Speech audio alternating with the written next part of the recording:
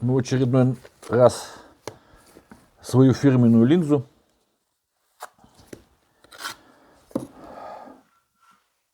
То есть получается, стеночка у нас защищает от перегрева сруб, стенки сруба, отражает тепло в комнату, то есть и ну и само по себе как бы красиво. Берем по 2 ряда, с края начинается целый, потом четвертинка, тычковый.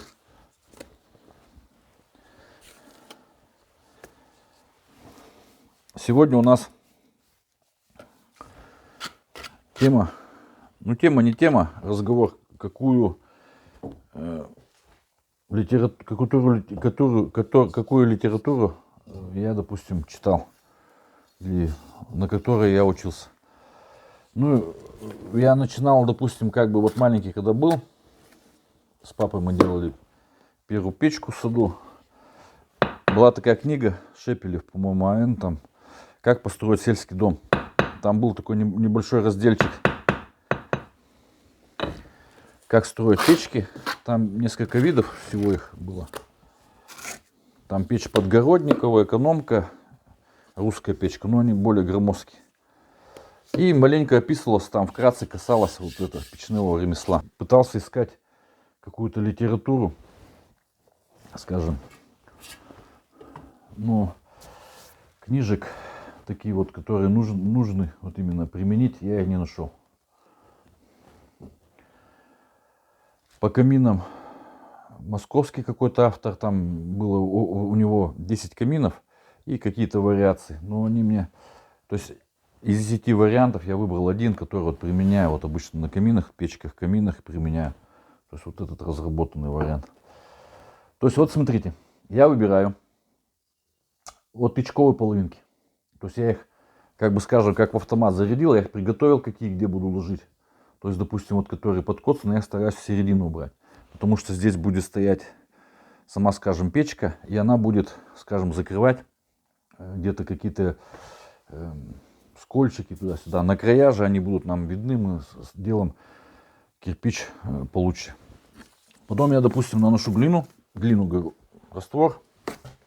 Это уже профессионально, как бы, чтобы привыкли мы с глиной работать, редко работаем с растворами.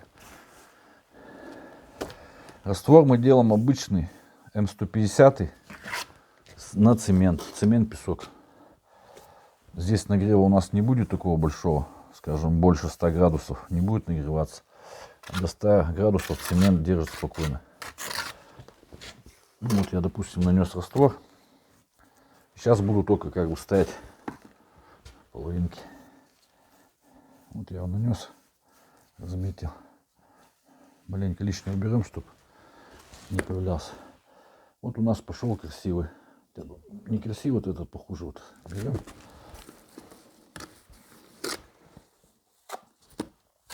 Московский автор, значит, это второй, который. И потом в процессе работы меня вот на эти установки потянули на установку магазинских каминов. Их там много названий. То есть обычная топка и портал там либо с огнеупорного бетона, либо там, ну, с готовых, либо талькохлоридовые какие-то блоки. Я применял, я не помню там название. Я как бы видео не готовлю обычно, чтобы, допустим, специально видео, допустим, как снимать. И поэтому автора я этого не помню. Но я помню, что вот Йоган какой-то, что-то вот такое с этим связано. Финский автор. И там у него были вот эти камины, магазинская установка. И как их правильно устанавливать.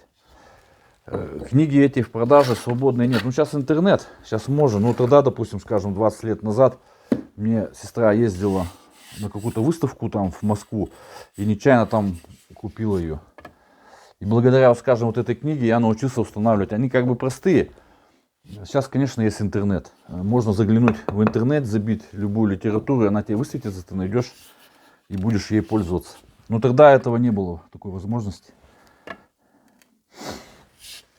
Я применял,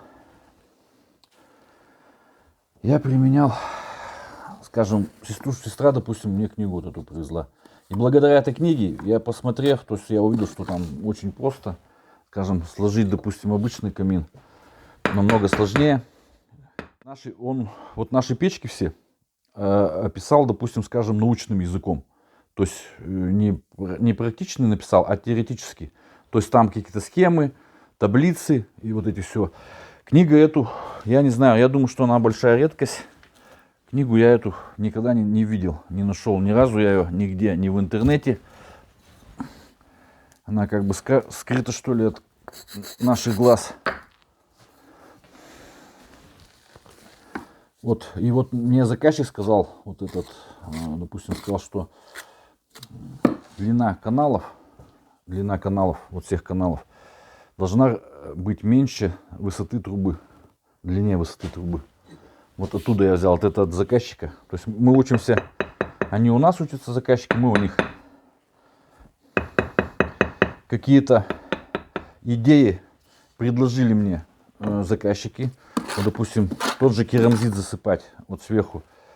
Это я предложил, а, допустим, красивой крошечкой предложил мне, допустим, заказчик. Короче, можно сказать, нечаянно у нас вместе получилось. Я говорю, можно какой-то декоративным камнем. Он говорит, может цветной щебень. Вот. Я говорю, да, цветной щебень будет нормально. И мы применили это несколько раз. Все по 2 ряда. Вот четвертинка. Все, пока не подправляем ее, мы потом чуть-чуть подстуком. Так, вот 3 книги. Сейчас же, ну, есть интернет. И в интернете, мне кажется, там любая литература есть. То есть сейчас пользуются только этим интернетом. Книги не читают. Но первоначальный этап я начал с книг. Вообще книги, они многому учат. Ну вот сейчас, допустим, когда кладку ведем, я слушаю аудиокнигу какую-то. Слушал сейчас аудиокнигу про историю. И такие книги, сейчас их просто нету книг, и такие, ну как бы, исторические рассказы никто не слушает. Просто об них люди не знают.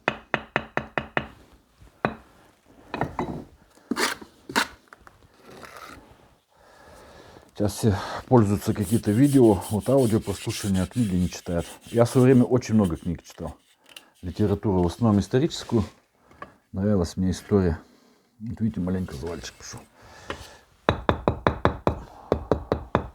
Поправлять надо сразу, чтобы не подсох, потом, чтобы стеночку не уронить.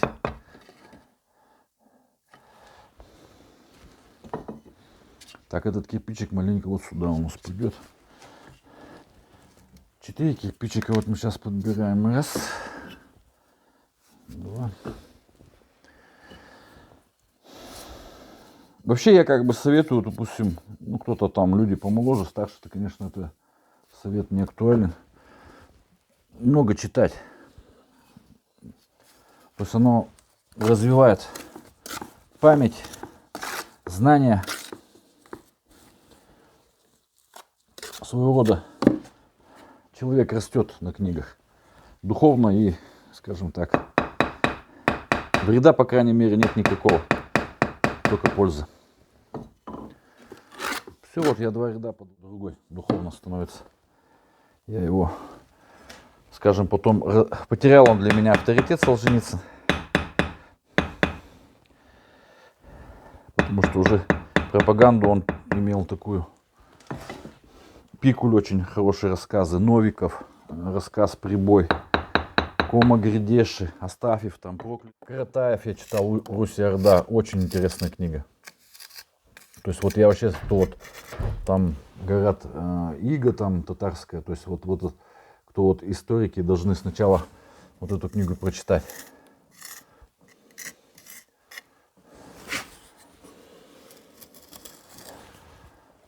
Потом Кома Гридеш, она больше, скажем,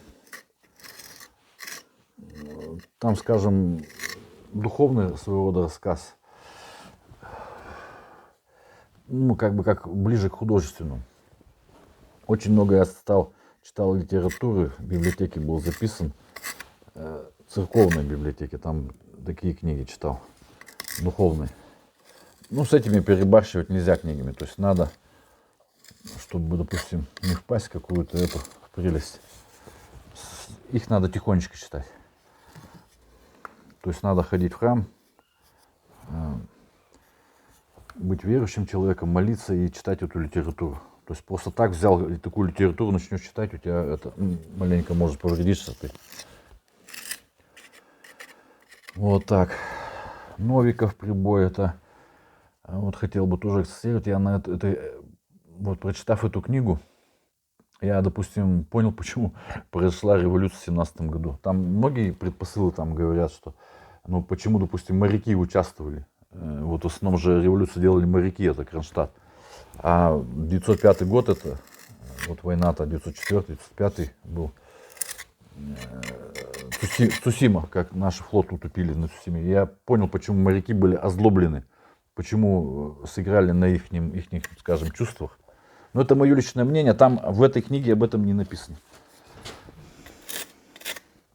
Ну, допустим, мне стала революция понятна, почему.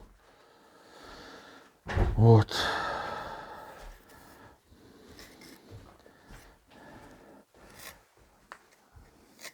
Ну, такие патриотические там. Патриотические книги, это вот про Мересьева, Полевой там. Это мы все там в школах читали. «Война и мир», Булгакова. Ну, обычно такие люди, которые любят вот эти книги. Булгаков мне не очень нравится. Ну, я не могу сказать, что он как бы неправильно о чем-то пишет, но это на любителя. На любителя. Вот эти мистику, кто любит, все такое. «Война и мир» тоже на любителя. То есть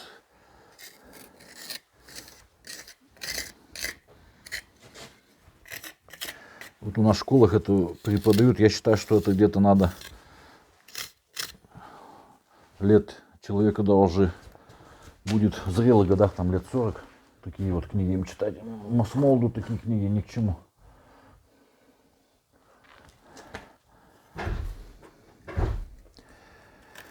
Так, ладно, это все про книги.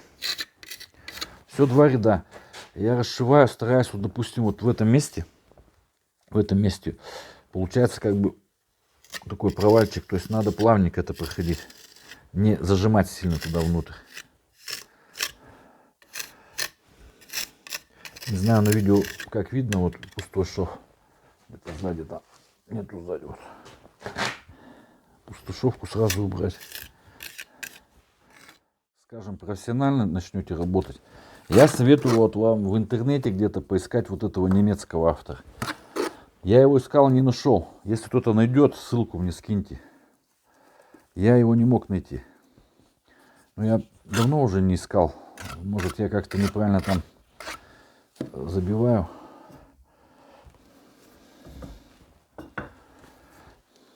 Вот он хорошо о печах там написал, и вот будет полезно, скажем. Вот у вас шанс будет такой, найдите.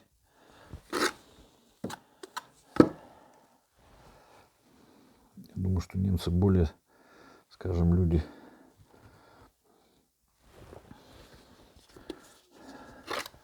пунктуальные, прагматичные.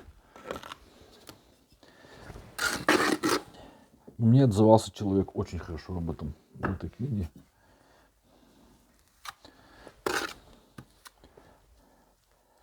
Вот он.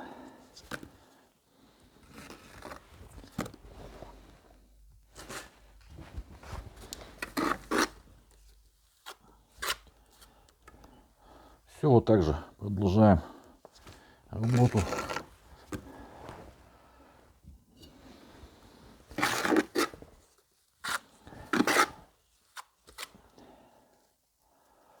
Делать, допустим, ставить листы.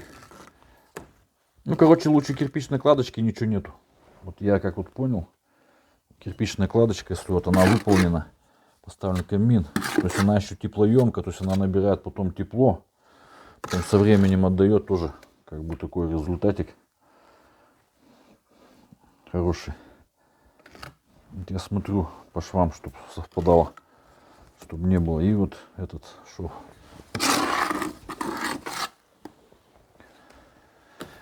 Так.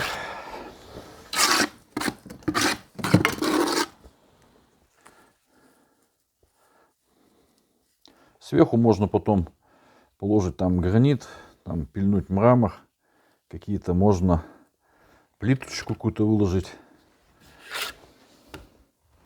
Так, здесь кирпич у нас идет. Надо, чтобы горбик был. Вот один сюда подходит, чтобы вот горбик вот так был. Вот. Листочек я уберу, чтобы он сразу. И вторым кирпичиком я, скажем, стараюсь зафиксировать.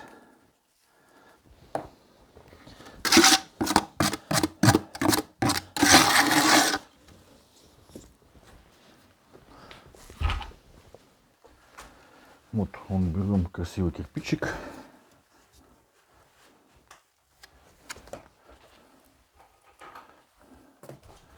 Здесь я вот так подрезаю. И вот.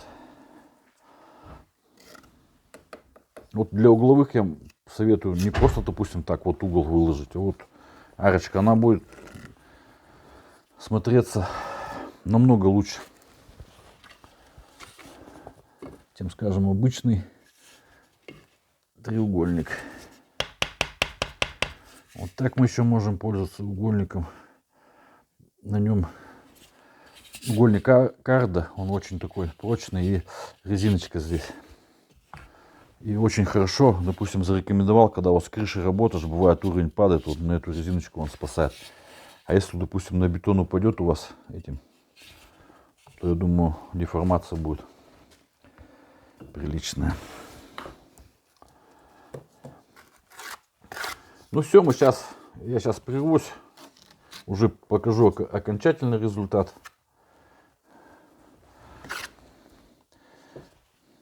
Советую вот вам арочки применять, линзы. Заказчики будут довольны, и вы. Проверяем по центру каждого кирпича. Вот, допустим, раз, два, три кирпича. Вот они три показывают. Это чуть утоплено, скажем, на поворотах. Вот. Видите, как очень красиво. Вот. Ну и так не забываем, потому что последний ряд. Все, ждем раствор. Читаем книги.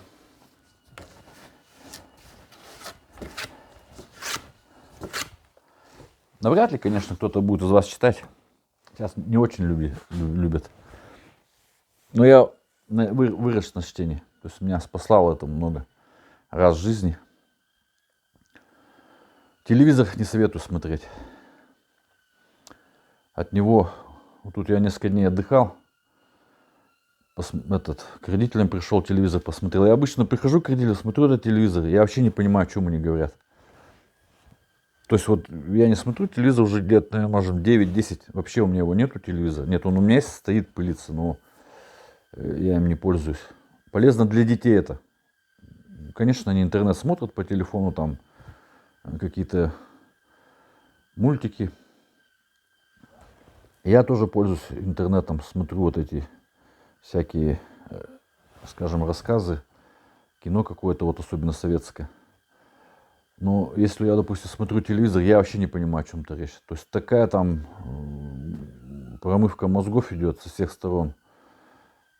Даже вот я сейчас, посмотрев телевизор, тут как бы задумался в интернете. И в интернете такая же история. Вот, допустим, эти короткие там видео, там, ТикТок или что-то. Сядешь, нечаянно, допустим, какое-то интересно что-то. Возьмешь раз и смотришь, ты уже минут 5 смотришь. Тормозишься раз, включаешь, тоже там интернет имеет тоже такое свойство. Можно на него подсесть. Лучше читаем книги или слушаем хотя бы. Так, вот у нас выполнена потолочная разделочка. Вот так. Все убрано. Вот вверху вот так сделано. Печка Бавария. Здесь у нас с нижними половинками. Здесь можно потом сделать либо керамогранит на балочку. Между балок мы как раз проходим. Сейчас мы тоже там все покажем. Все, вот пламя. Работает печка.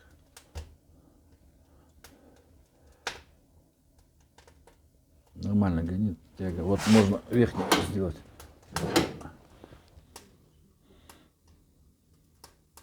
Верхний приток воздуха. Чтобы вот она как бы вдоль стекла вот так опускается. Ну, кому как нравится, то пускай так тут. Можно чуть-чуть тут открыть.